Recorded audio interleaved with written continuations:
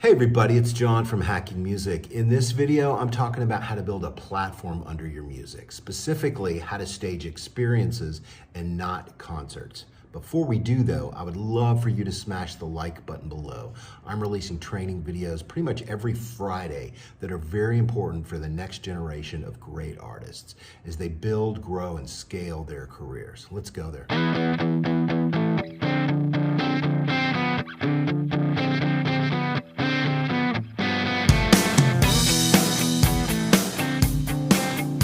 Welcome, happy people. My name's John Fashada.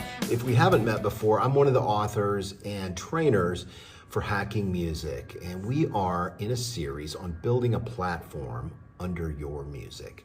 This first video in the series is on staging experiences and not concerts. So through this series, we want to give you a number of tools that help you build a moat.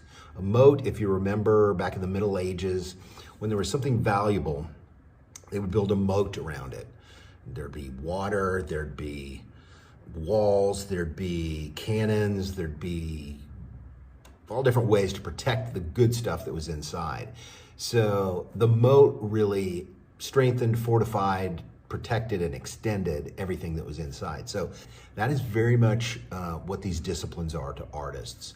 Each of these tools steer both your decision making and your action taking on a day-to-day level. So by the end of this video, I want you to know what it is, how it works for both the artist and the fans, what it looks like fully formed. I want to give you a powerful tool that developing artists can start using today to get this into their day-to-day workflow. And lastly, I want to talk about one example about how one artist we worked with hit this out of the park. So also, if you like this and this makes your tail wag, we are making this series available for free. It's normally $97, but we're making it available for free for artists who are kind of teeing up next year. So if that's something you want to be part of and get that training, you can click on the link below. So real quickly, the way Hacking Music works is as artists, often we're prompted to lead with an earlier version of ourselves, the us from 2 years ago or 4 years ago. With Hacking Music is built to lead with the future version of yourself, the next version of you, the next version of your show, the next version of your ecom platform. So it's really meant for 1 year, 2 years from now, rather than the past, for kind of building and focusing on what you want to become. So with that, let's start up. So let's define from the Hacking Music field guide here, this thing here. Let's define an experience here. An experience is an immersible moment impacting the five senses that cannot be duplicated by digital means. While in the past, the consumer, the fan, or the audience has often been content to simply be a spectator, today's fans expect to be an active participant that can actually play a role and even shape the outcome of an event.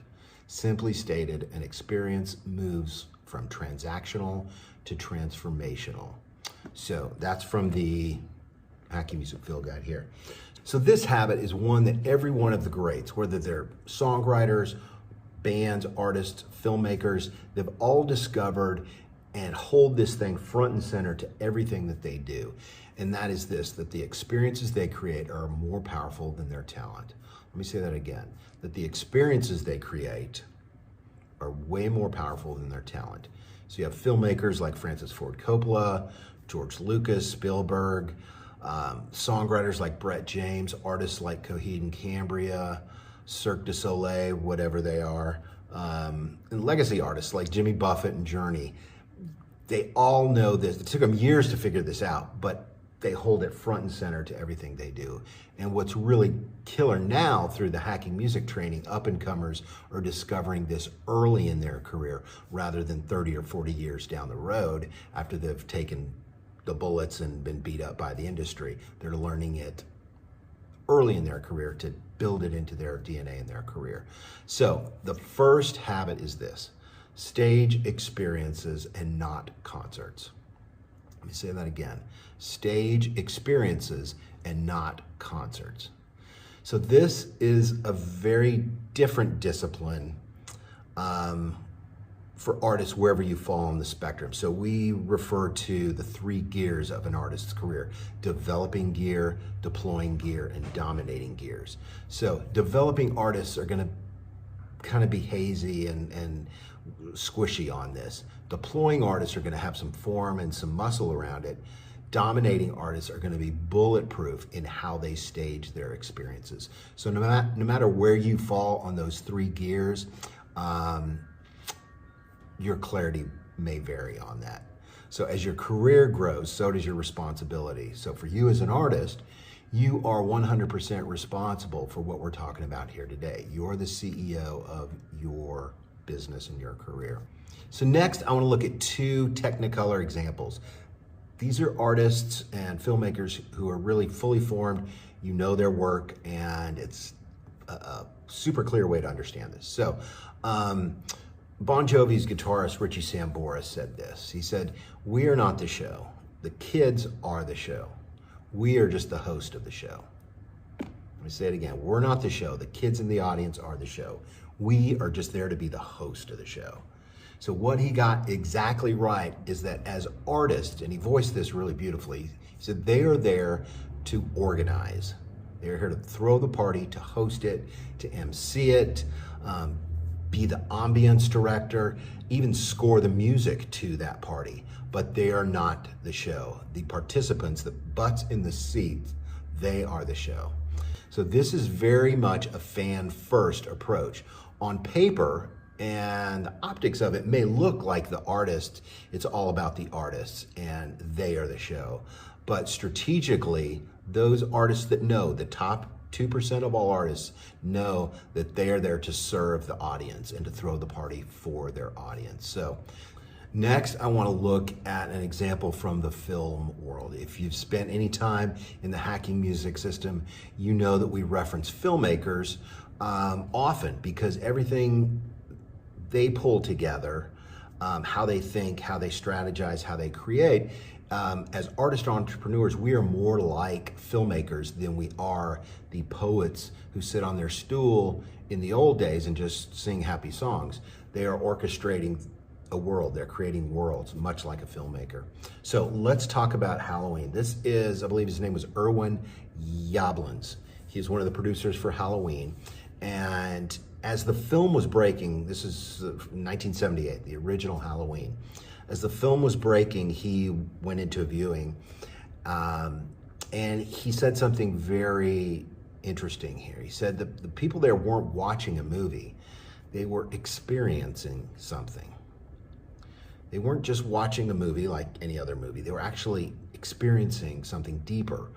So as widgets, the concert, the film, the live stream, the recording, all the different types of experiences that artists create now, as they become experiences and get elevated up into that status, they become much more important, much more valuable, much more impactful to the audience members. So great experiences are much more scary and much more valuable.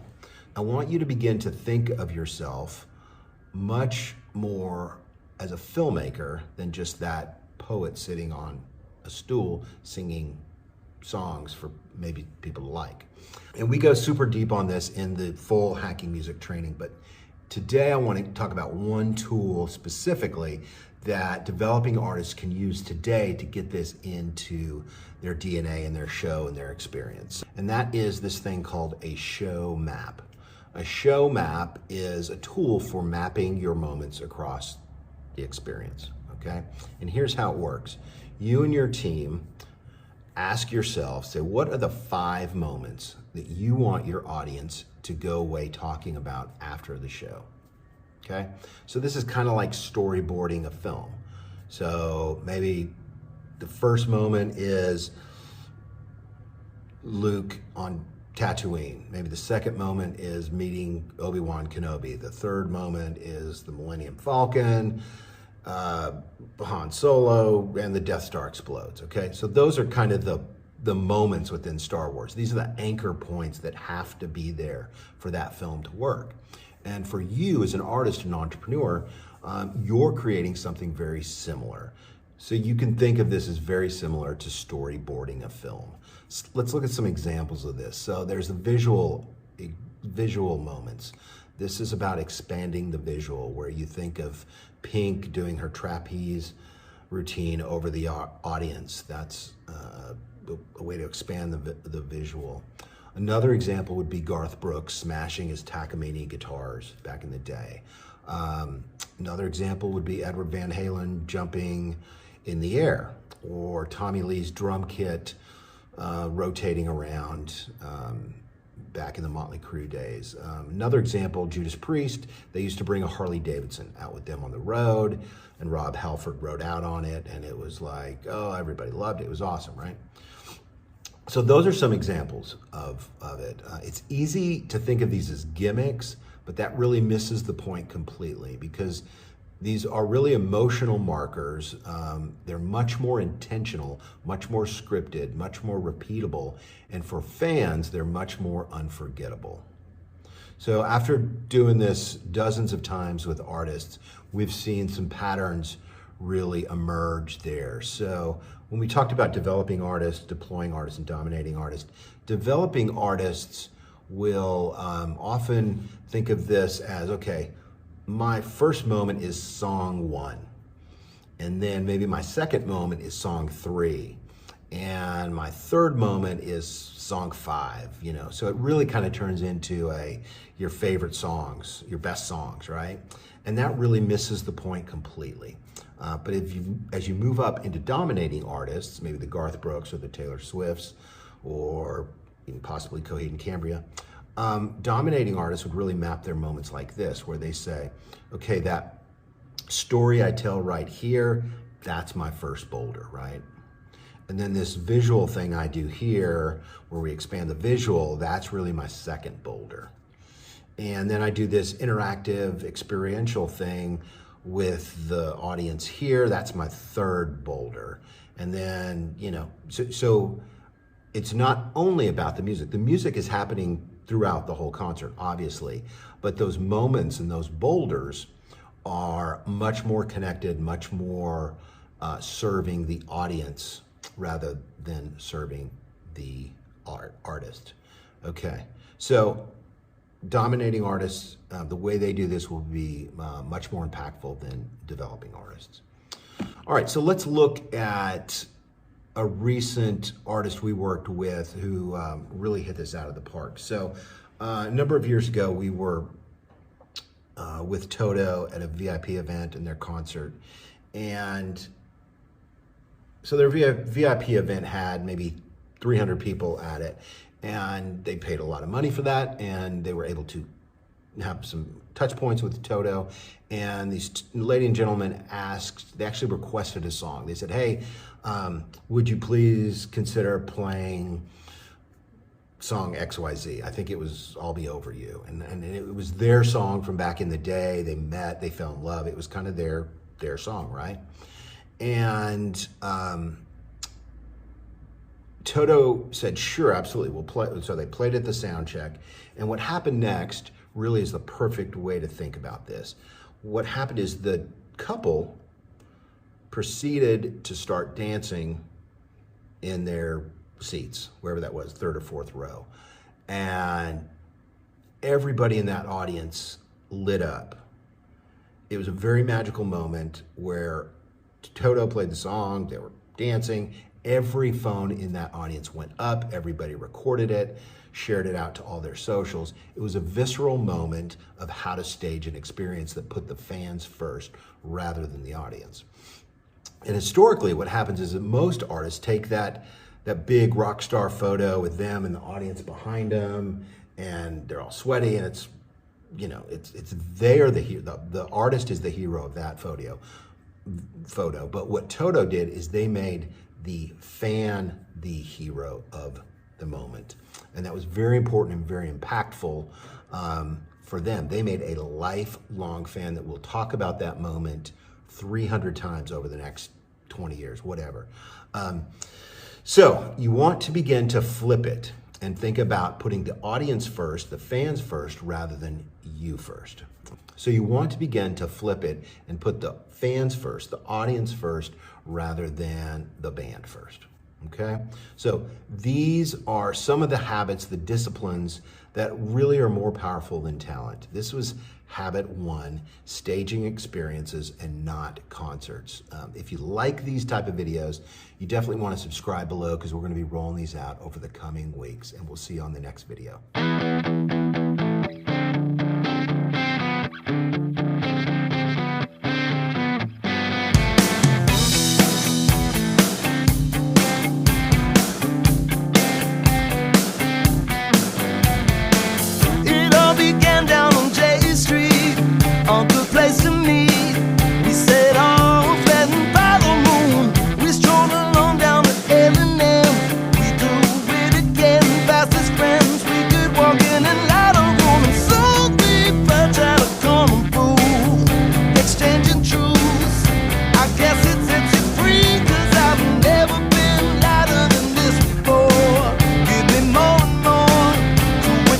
Sure, you take me there. I'd leave it all behind. Been waiting on your sunshine. I'll see the light light up the sky. Been waiting on your sunshine, and I'm sure I've never felt this fine. Light my way.